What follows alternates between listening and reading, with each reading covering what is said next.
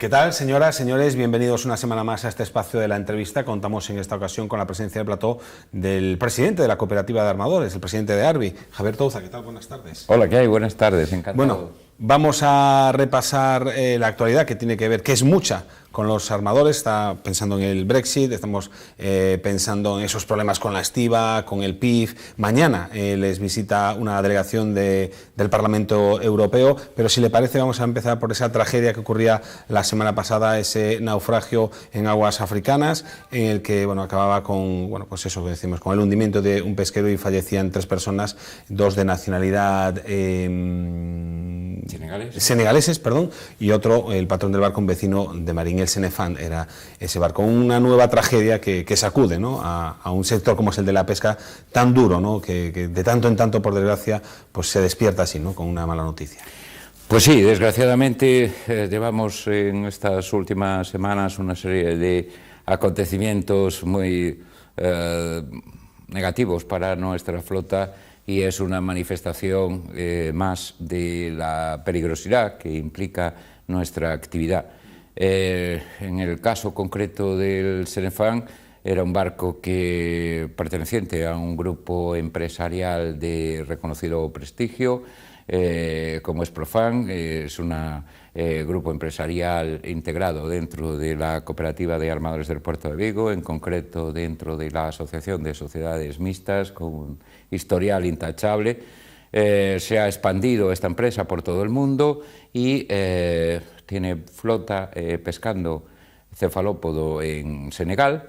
En octubre del año 16 han traído los barcos a Vigo a pasar las correspondientes inspecciones después de unos trabajos de mantenimiento. Porque eso es importante, ¿no? Los barcos aquí, para que nos hagamos una idea, como los coches de cualquiera de nosotros, los coches particulares, tienen que pasar una serie de inspecciones para que todo esté en regla, para que todo, sobre todo los elementos de seguridad, estén perfectamente, en perfecto estado. Es la homologación oficial o la comprobación oficial de que efectivamente tienes el barco en perfectas condiciones de seguridad, que aquí es lo que más nos atañe, de seguridad, a efectos de comunicaciones, a todos los efectos. El barco cumple con todos los estándares internacionales para poder efectuar navegación internacional y para poder realizar sus faenas de pesca.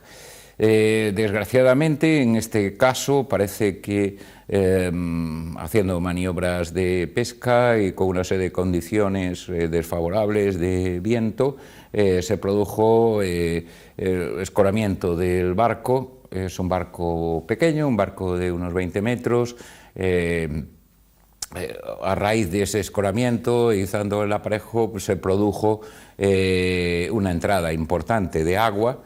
El barco se cargó de agua rápidamente, en cuestión de pocos minutos. Ahí hay que destacar, desde luego, la actuación heroica del capitán, que hasta que abandonó el buque, el último de los 11 tripulantes, no dejó su puesto de mando.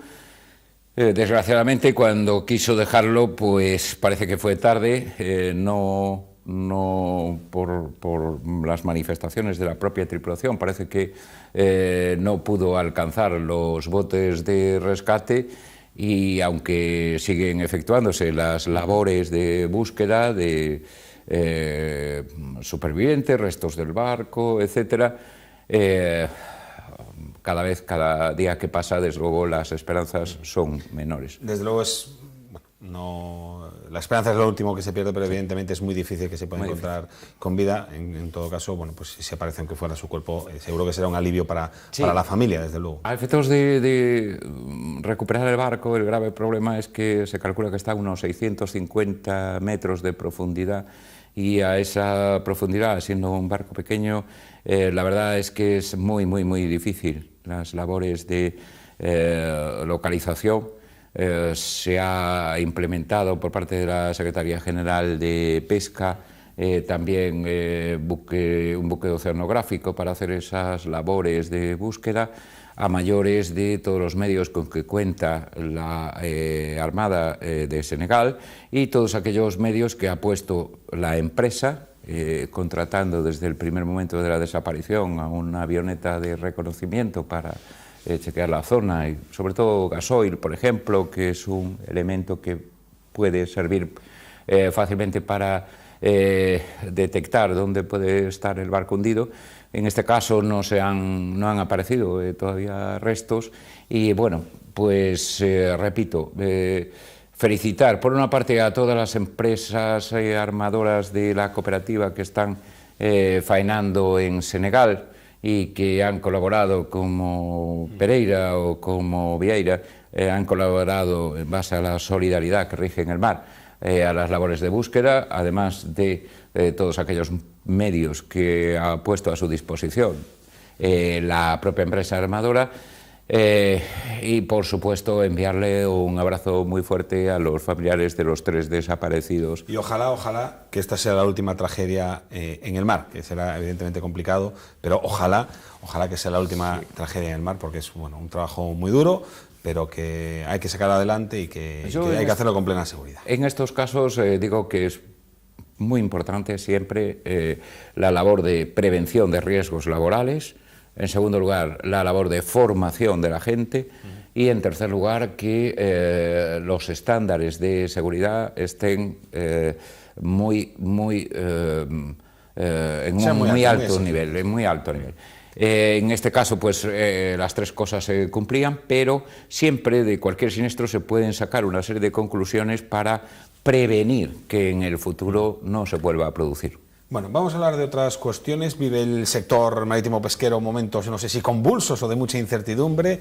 Lo último, la semana pasada, el pasado viernes, se reunía la Federación de Usuarios del Puerto para denunciar un poco la falta de competitividad del puerto de Vigo, derivada fundamentalmente de 2 problemas. Uno ya conocido, que era el puesto de inspección fronteriza, esa lentitud en la tramitación, ese bloqueo parece ser a algunas determinadas especies, y por otro lado, otro tema también conocido, pero bueno, que ha saltado, digamos, a la palestra en las últimas semanas, como es el problema de la estiba, con unos costes, en concreto en el puerto de Vigo, muy elevados, que hacen que sea, pues lo que decían ustedes, la Federación de Usuarios, mucho menos competitivos que otros, incluso de la cornisa atlántica. Bueno, son 2 cuestiones importantes que llevan mucho tiempo preocupando, ¿no? En este caso al sector pesquero. Correcto. Yo considero que estamos en un momento de especial trascendencia para el puerto de Vigo. Básicamente es la pregunta: ¿qué queremos ser de mayores? Por ejemplo, a nivel pesquero, Vigo es el puerto número 1 a nivel mundial en movimiento de pescado dedicado al consumo humano. Por tanto, tiene una enorme trascendencia tanto desde un punto de vista económico como social, efectos de generación de empleo, tanto en Vigo como en su área de influencia. Desde hace unos años, efectivamente, venimos detectando una pérdida de competitividad de nuestro puerto. Esa pérdida de competitividad, esos factores se han ido agravando a lo largo del tiempo. Y así, por ejemplo, en los últimos datos, a 31 de diciembre del 16, en relación a la misma fecha del año anterior, hemos detectado, por ejemplo, el movimiento de pescado destinado al consumo humano, pesca congelada, que se ha producido una caída de 43.000 toneladas. Que tendrían que haber entrado por aquí, pero que se han sido desviadas fundamentalmente al puerto de Leixo. Bien, primero el dato es que se han producido una pérdida de 43.000 toneladas, pero profundizando un poco más en los datos, vemos que la gran tendencia en cuanto a transporte de pesca congelada se produce por contenedores, más del 85%. En el caso de la pérdida de pescado congelado a través de contenedores es mucho más sangrante, es más del 9% la caída, es decir, 53.000 toneladas. Ahora la cuestión es analizar las causas y hacia dónde se ha desviado esa mercancía, punto también muy importante. Nosotros creemos que una parte muy considerable se ha desviado a puertos limítrofes, principalmente Leixoes, parte se habrá desviado a Rotterdam. La verdad, son información muy opaca, no hay datos, las otras autoridades portuarias rivales no le gusta ofrecer este tipo de datos o estadísticas, pero si por encuestas y comentarios de nuestros propios armadores y de empresas comercializadores de la ciudad, sabemos que esos son los dos destinos prioritarios. El problema es un exceso de celo por parte de los funcionarios, como se ha venido denunciando, que no admitían unos determinados trámites, por ejemplo, en el caso de Argentina, o ¿cuál es el problema para que las empresas decidan desviar a otros puertos porque aquí se tarda demasiado? ¿Son muy celosos? Destacaría básicamente tres. En primer lugar está la pérdida de competitividad porque no existe un servicio liberalizado en cuanto a estiva portuaria. Y al respecto, nosotros única y exclusivamente, el colectivo de usuarios del puerto de Vigo, lo que pedimos es cúmplase la legalidad. Existe una sentencia del Tribunal de Justicia de Luxemburgo en donde expresamente aboga, en base al artículo 41 del Tratado de Funcionamiento de la Unión Europea, que tiene que haber libertad de prestación de este servicio. Junto a ello, nosotros decimos, lógicamente, tienen que respetarse los derechos de los trabajadores, negóciese, lleguese a acuerdos, pero nosotros necesitamos ser competitivos. Lo que no puede ser es que, por ejemplo, en España, el coste de la estiva en relación a los costes totales de manipulación representa más del 50%. Más o menos un 53%. Sin embargo, en la media de la Unión Europea, lo que es la estiva es solo el 38%. Por tanto, hay ahí un decalaje, una pérdida de competitividad de 13 puntos o 15 puntos. Bueno, pues eso tenemos que buscar fórmulas para mejorarlo en aras a la competitividad y en aras a la seguridad jurídica, a la legalidad. Esto nos viene impuesto por las instancias comunitarias, es de obligado cumplimiento y, por tanto, tenemos que buscar la mejor fórmula para poder compensar todo, o equilibrar todos los intereses que hay en juegos, pero siempre como objetivo final la libertad. Este es el primer gran problema. El segundo gran problema es el punto de inspección fronteriza. El punto de inspección fronteriza es como bien dices, una larga historia. Hemos tenido muchos grupos de trabajo, ha habido grandes o importantes personas de la administración. Recuerdo a gente como Samuel Juárez, que estuvo trabajando en el PIF y fue secretario general de Pesca. Recuerdo a Ana Pastor como ministra de Fomento encabezando estos grupos de trabajo. La cuestión es que a día de hoy no ha habido ningún tipo de mejora. Seguimos en unas situaciones de absoluta arbitrariedad.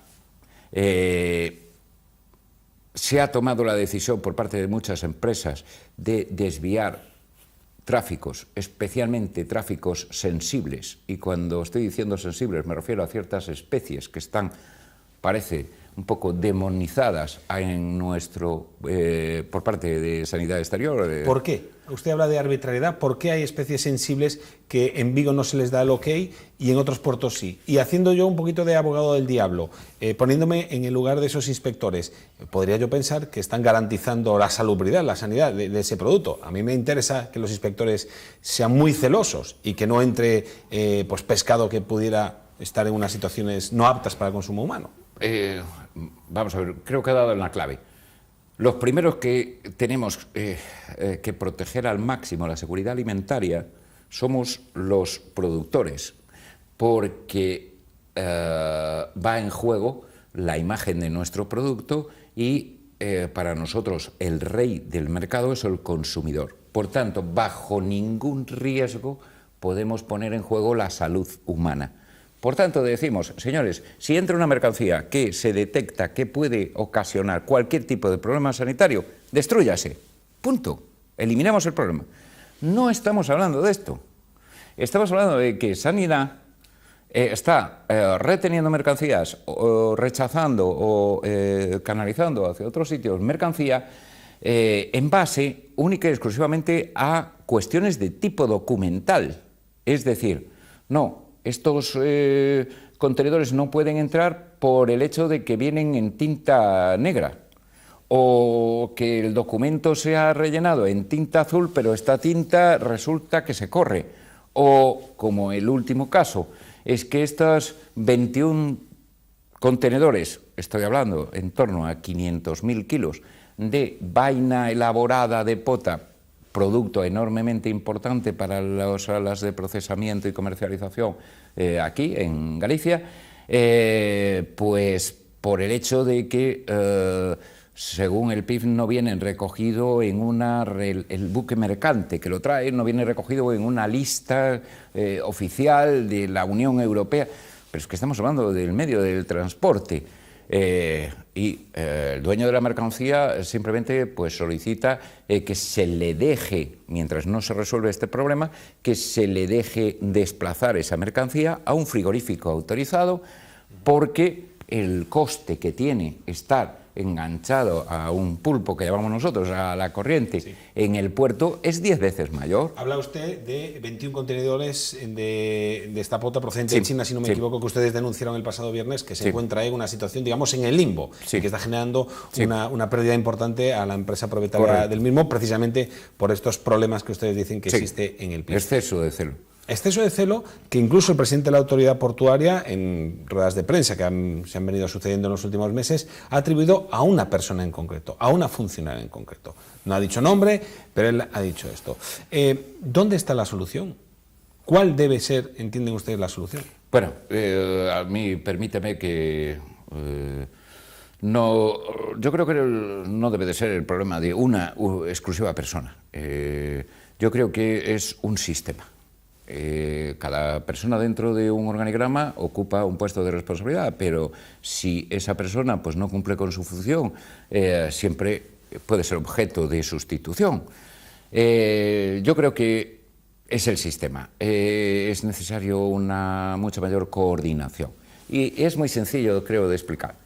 Señores, si los 28 países que conformamos la Unión Europea tenemos la misma legislación sanitaria para los 28, es decir, llámese Holanda, Rotterdam, llámese Portugal, Leixões, o llámese Vigo, España, tenemos la misma legislación sanitaria, la cuestión es que a la hora de interpretar cada uno de los países esa legislación, pues unos son más eficientes, más prácticos, más dinámicos, más flexibles, y otros, pues, pecan de ese exceso de celo. Pero repito, por favor, que quede clarísimo, estamos hablando de temas documentales. Hoy, siglo XXI, con los grandes avances que existen en materia de comunicaciones, digo yo, ¿no sería facilísimo el poder contrastar con China, con Argentina, con Namibia? Señores, nos ha llegado esta mercancía, viene en perfecto estado, cumple con todos los requisitos de lucha contra pesca ilegal. Sí, adelante, pues solucionen, subsanen este defecto documental y punto. Repito, si existe cualquier duda de que pueda afectar a la salud humana, que se pueda generar una alerta sanitaria, destrúyense. Es decir, lo último que nosotros podemos pretender es que se genere una psicosis en la población, en el consumidor. Para nada. A mayores de los controles sanitarios, nosotros, las empresas, tenemos nuestros departamentos de control de calidad 10 veces más exigentes que los controles sanitarios. Por tanto, la población puede estar absolutamente tranquila que, en el caso de la pesca, estoy absolutamente convencido de que es el producto perecedero que más controles sanitarios pasa.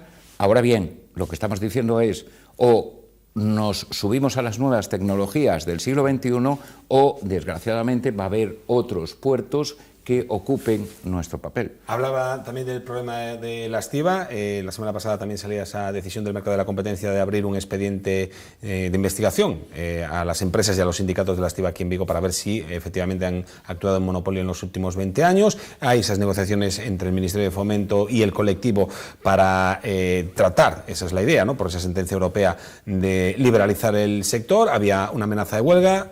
Ha quedado un poco en suspenso. No sé si están preparados ustedes, el sector, por si acaso se ejecuta esa huelga y qué pérdidas podría ocasionar la misma.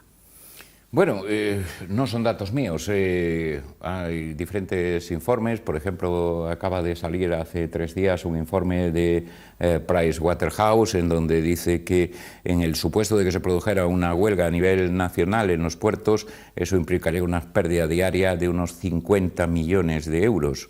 Pero al respecto sí le podría dar un dato claramente ejemplificador de lo que supondría una huelga en un puerto como Vigo.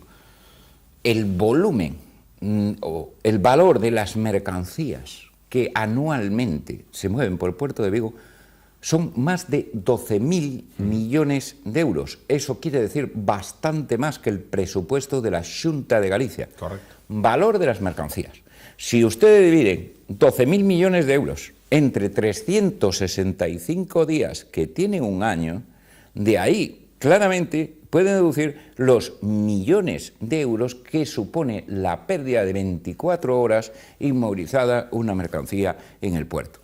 Eso desde el punto de vista de valor económico y la vertiente financiera. Pero dése cuenta que todas estas mercancías que llegan, porque Vigo tiene la clave de que, a diferencia de otros grandes puertos, como puede ser Algeciras, Algeciras es un puerto de tránsito, es decir, allí llegan los grandes portacontenedores transoceánicos, hacen escala, cambian a lo que le llamamos feeder, otros barcos más pequeños, y llevan sus mercancías a puertos de destino. Vigo es un puerto de destino. ¿Por qué? Porque llega la materia prima, nosotros la elaboramos y la transformamos en nuestras plantas de elaboración, conserveras, etcétera, y se comercializa a todo el mundo. Por tanto, quiero decir que el impacto que puede tener una huelga en un puerto tan sensible como puede ser el puerto de Vigo, con la generación de valor añadido y el impacto desde un punto de vista socioeconómico, puede ser impresionante.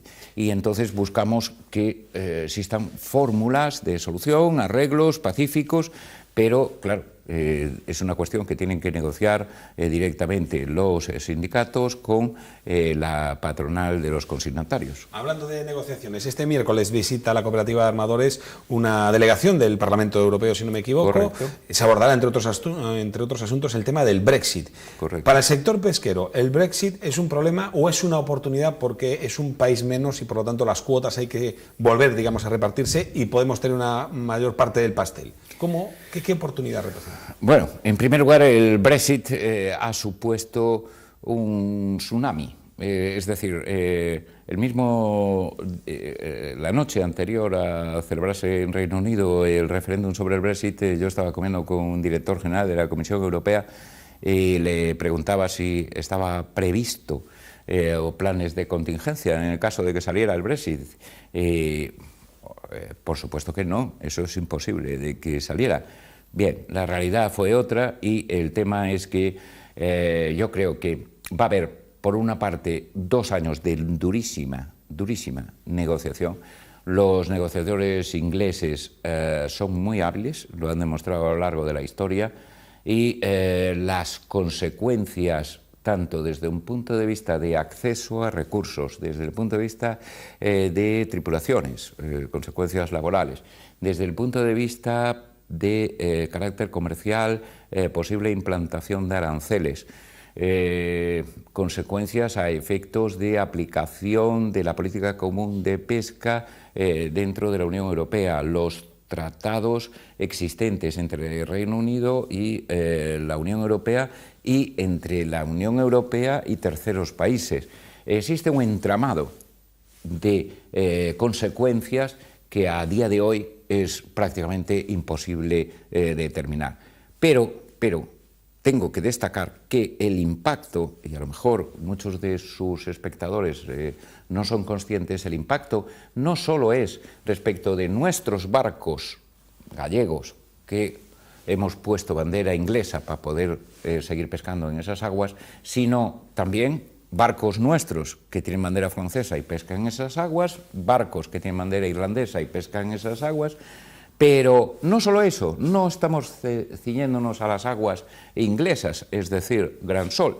No, es que también el impacto para Vigo, para nuestra flota, es por ejemplo, en Atlántico Sudoccidental, con países y territorios de ultramar, en concreto Falkland.